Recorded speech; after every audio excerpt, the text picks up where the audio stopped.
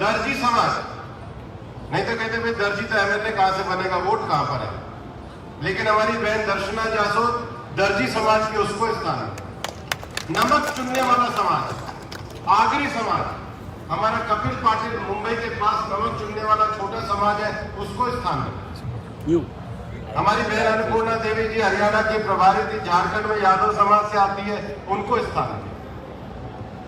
आखिर प्रधानमंत्री जिस बात का संदेश क्यों देना चाहते हैं? ये संदेश इसलिए हम देना चाहते हैं कि भारतीय जनता पार्टी की सरकार और भारतीय जनता पार्टी के प्रधानमंत्री सर्व समावेशी राजनीति में विश्वास करते हैं। सबका साथ, सबका विकास। और मैं अपने आप को सौभाग्यशाली मानता हूं कि मुझे आज इस कैबिनेट में स्थान मिला है, लेकिन मैं बड़े मन से बात कहता हूं, मेरी यात्रा तो तब पूरी होगी जब और गरीब यादवों के बच्चे मंत्री, मुख्यमंत्री और देश के बड़े बड़े मंत्री बने। एक भूपेंद्र यादव से काम नहीं कर सकता है। हर यादव परिवार का बेटा और बेटी इस लायक बनना चाहिए। क्यों नहीं बनना चाहिए?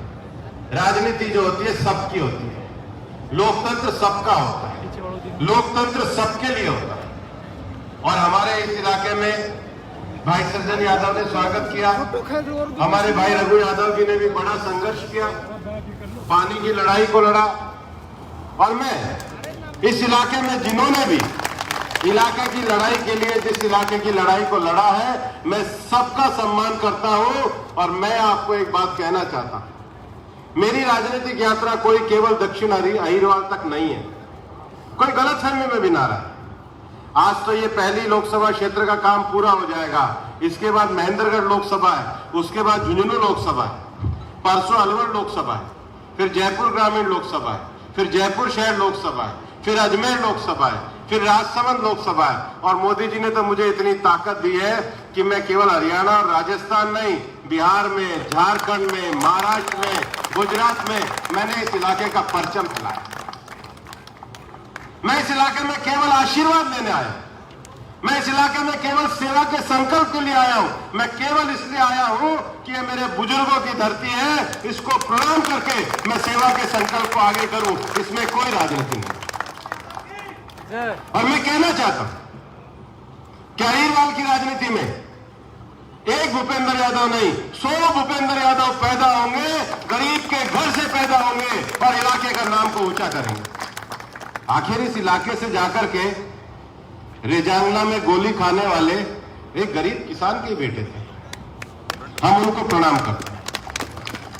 इस इलाके से जाकर के देश की संसद को बचाने वाले यही गरीब किसानों के बेटे थे, हम उनको प्रणाम करते हैं।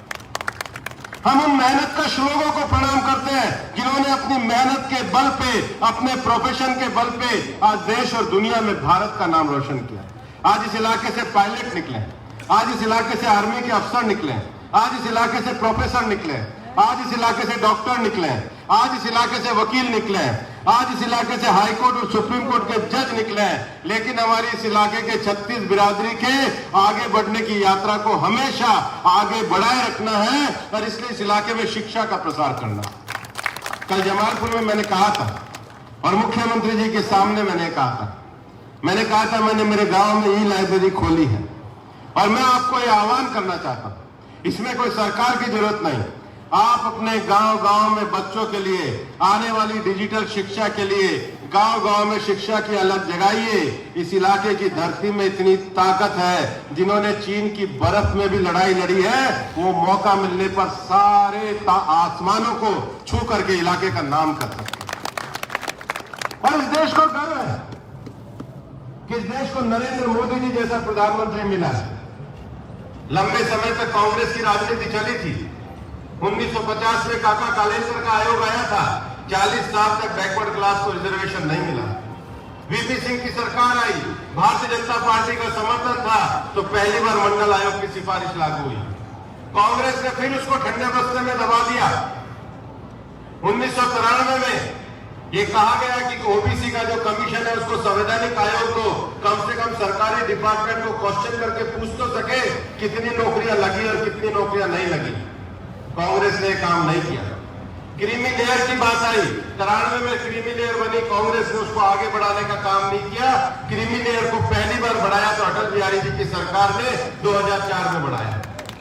हमारी सरकार में आने के बाद हमने सबसे पहले क्रीमी लेयर को बढ़ाया। हमने दूसरा फैसला सरकार ने ये किया कि ओबीसी के बच्चे गांव दूर दराज के क्षेत्रों में रहते हैं, केंद्रीय विद्यालयों में उनका आरक्षण होना चाहिए। केंद्रीय विद्यालयों में 27% आरक्षण दिया। आज गांव और देश के दूर दूर के क्षेत्रों में 4 लाख बच्चों को केंद्रीय विद्यालयों में केवल ओबीसी के नाते आरक्षण मिलता। हमने सैनिक विद्यालयों में आरक्षण करा, हमने जवाहर नवोदय विद्यालय में आरक्षण करा, हमने मेडिकल कॉलेज के नीट की परीक्षा में आरक्षण करा। और सबसे बड़ी बात है, लोग मुझसे, जब मैं भारतीय जनता पार्टी का महामंत्री था तो मुझसे पूछा करते थे कि जी ये विश्वविद्यालय में हमारे वाइस चांसलर क्यों नहीं बनते। हमें पता लगा विश्वविद्यालय में एक रोस्टर सिस्टम था। माननीय प्रधानमंत्री जी को हाथ जोड़ के हमने कहा जब तक ये रोस्टर सिस्टम है हमारे प्रोफेसर, असिस्टेंट प्रोफेसर कैसे आएंगे। पिछले साल हम संसद में बिल लाए और हमने विश्वविद्यालय में भी असिस्टेंट प्रोफेसर और प्रोफेसर में भी आरक्षण किया। आज सर्वोच्च न्यायालय के निर्णय के द्वारा दुविधा उत्पन्न हुई, हमने उसको भी करते हुए संवैधानिक जो हमने कानून बनाया था उसमें राज्यों के अधिकार को बढ़ाते हुए उसको भी वापस से पास किया। और हमने जितनी भी योजनाएं देश में शुरू करी, चाहे उज्ज्वला योजना शुरू करी, 5 साल में 10 करोड़ लोगों को कनेक्शन पहुंचे। प्रधानमंत्री आवास योजना शुरू करी, 5 साल में लोगों तक लाभ पहुंचा। हमने शौचालय की योजना करी, 5 साल में देश के 90% जिलों को ओडीएफ बनाया। हमने बिजली की बात कही, 5 साल में देश के हर गांव में बिजली पहुंची।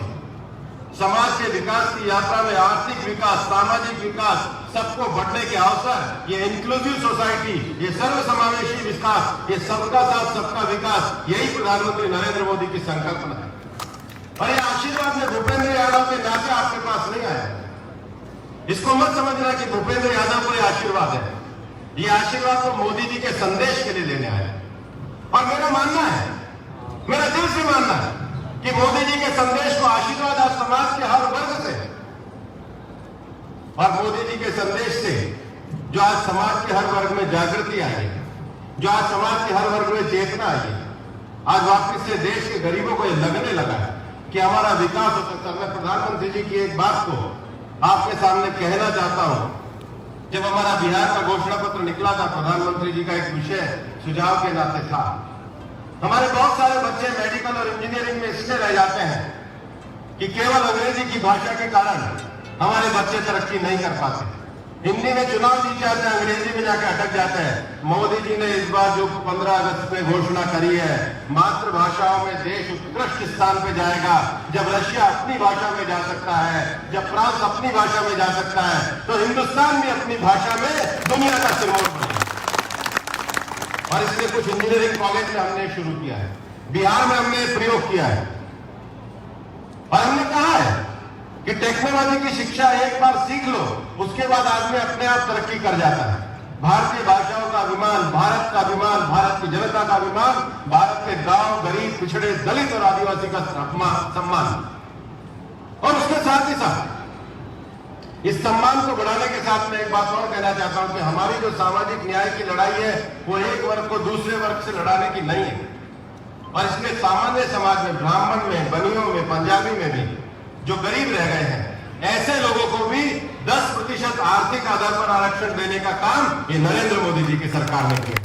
ये 36 राज्यों की सरकार है, ये सबका साथ और सबका विकास की सरकार है। मेरे को आगे खानवा तक जाना है, इसलिए आपका आशीर्वाद लेते हुए मैं इतना ही कहना चाहूंगा कि मोदी जी की मंत्रिमंडल की जन आशीर्वाद यात्रा को आप सबका साथ, आप सबका विश्वास, आप सबका आशीर्वाद मिले ताकि आत्मनिर्भर भारत बनाने के लक्ष्य में हम आगे बढ़ सके। जय हिंद, जय भारत। बहुत बहुत जोरदार तालियों से एक मजबूत और ठोस संदेश आपके बीच में माननीय मंत्री जी ने आज दिया है।